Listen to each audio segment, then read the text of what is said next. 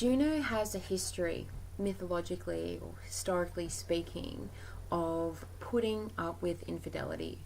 putting up with injustice and unfairness and all of these issues in the scope of relationships, romantic relationships.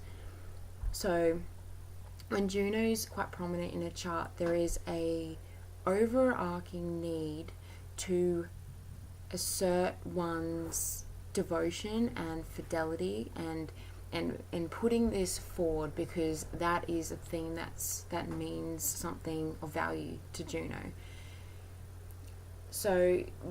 in doing that and withstanding a whole lot of power struggles and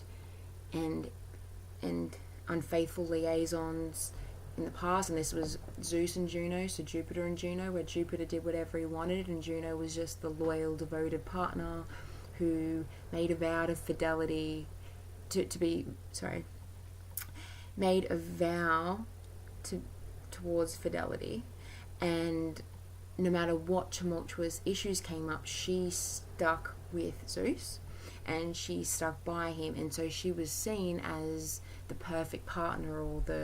by the perfect partner I mean someone that will not leave no matter what you do. So sacrifice and giving away of the power and basically maintaining one's feminine essence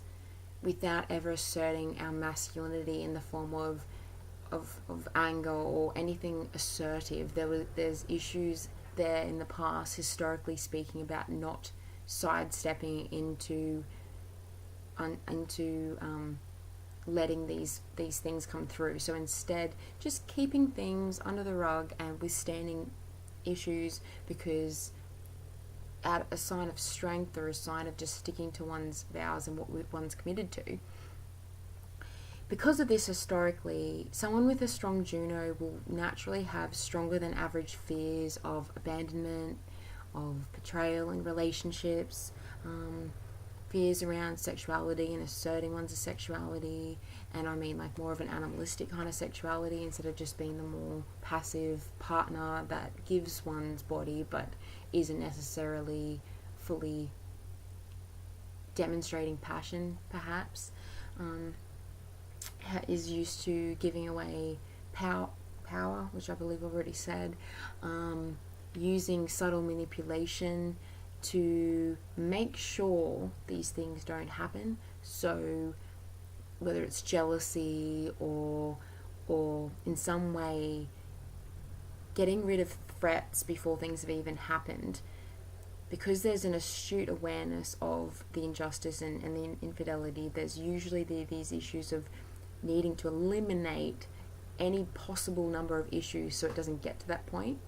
Because if one is giving a lot of their time and devotion, some sort of reciprocation is on some level of expected. And I think because historically Juno hasn't asserted herself in this way, that in the charts with those with the strong Juno, there is a need to really be assertive of one's boundaries and one's aligning with one's power and making sure the self-worth is not in being in a relationship, and that is a secondary function, and that relationship and devotion comes from first having this commitment with ourselves. So not projecting onto a partner one's power or not repressing our own power, but really coming into our own. Seeing in the newer form, in transmuting those themes of abandonment and betrayal and anything to do with injustice and power struggles in relationships, seeing marriage as more of an alchemical union and something that happens when there's a transformation process when two powerful people are connected. And it's not about one withstanding more than the other, it's a complete union,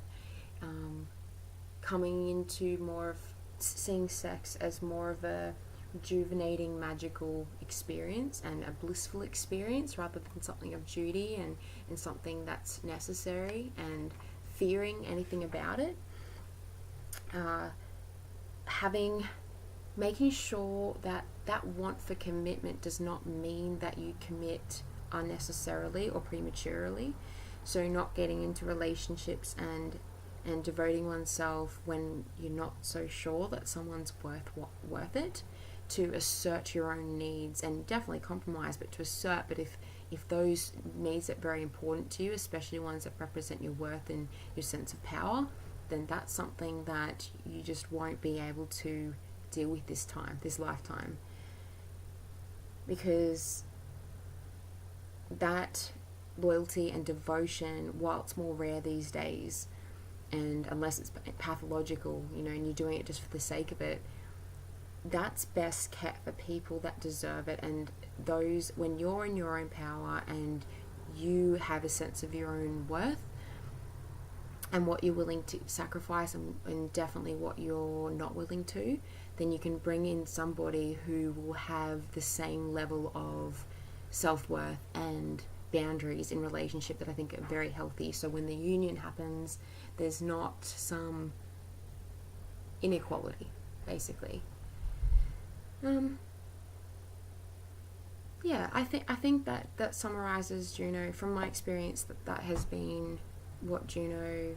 represents, is those issues with relationships and